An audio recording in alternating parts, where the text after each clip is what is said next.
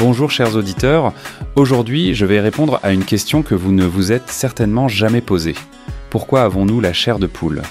Vous l'avez sûrement déjà remarqué, lorsque vous avez froid, que vous ressentez une forte émotion ou que vous écoutez une musique particulièrement intense, votre peau se couvre de petites bosses et vos poils se dressent.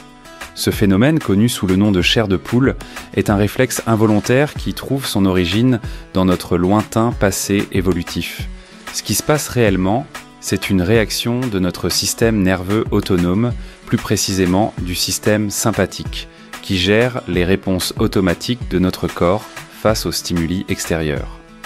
Lorsqu'un stimulus déclenche cette réaction, notre cerveau envoie un signal aux muscles situés à la base de chaque poil, appelés muscles horripilateurs.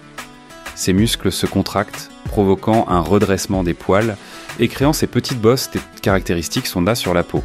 L'un des déclencheurs les plus courants de la chair de poule est le froid. Chez de nombreux animaux, ce mécanisme joue un rôle essentiel dans la régulation thermique. Lorsque les poils ou les plumes se dressent, ils emprisonnent une fine couche d'air chaud près de la peau, formant ainsi une isolation naturelle contre le froid. C'est un système très efficace chez les mammifères à fourrure épaisse, comme les chats ou les ours. Malheureusement, chez l'être humain qui a perdu la majeure partie de son pelage au fil de l'évolution, cette fonction n'a plus vraiment d'utilité. Nous avons remplacé notre fourrure par des vêtements, rendant cette réaction presque obsolète.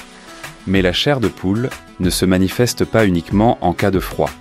Elle peut aussi être déclenchée par une forte émotion, comme la peur, la surprise ou l'admiration. Ce phénomène est étroitement lié à la fameuse réponse de combat ou de fuite, un mécanisme ancestral qui prépare le corps à réagir face à un danger. Lorsque nous avons peur, notre corps libère de l'adrénaline, une hormone qui accélère le rythme cardiaque, augmente la vigilance et active les muscles horripilateurs. Chez les animaux, cette réaction permet de paraître plus grand et plus impressionnant face à une menace. Un chat qui hérisse son pelage en est un bon exemple. Chez l'homme, cette réaction n'a plus vraiment de fonction défensive, mais elle subsiste comme un vestige de notre passé évolutif. Un autre déclencheur surprenant de la chair de poule est la musique. Il arrive parfois qu'un morceau particulièrement émouvant, un refrain puissant ou une montée en intensité provoque ce frisson caractéristique. Ce phénomène, appelé frisson musical, est lié à l'activation du système limbique, la partie du cerveau responsable des émotions et du plaisir. Lorsque nous écoutons une musique qui nous touche profondément, notre cerveau libère de la dopamine, une hormone associée au bien-être et au plaisir. Cette réaction est similaire à celle que nous avons face à un danger ou une situation intense, ce qui explique pourquoi notre corps réagit de la même manière. Il est intéressant de noter que tout le monde ne réagit pas de la même façon à ces stimuli. Certaines personnes sont plus sensibles aux frissons musicaux ou émotionnels que d'autres. Des études ont montré que cette sensibilité est liée à une plus grande connectivité entre les régions du cerveau impliquées dans l'audition et celle qui gérera les émotions. La chair de poule est donc bien plus qu'un simple frisson passager.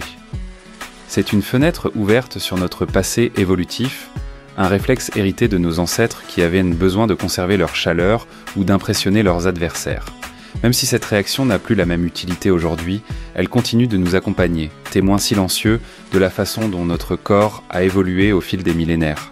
Alors la prochaine fois que vous aurez la chair de poule, que ce soit en écoutant une chanson bouleversante ou en sentant un courant d'air froid, souvenez-vous que ce simple frisson est une trace vivante de notre héritage animal. Restez avec nous pour d'autres chroniques, le saviez-vous ?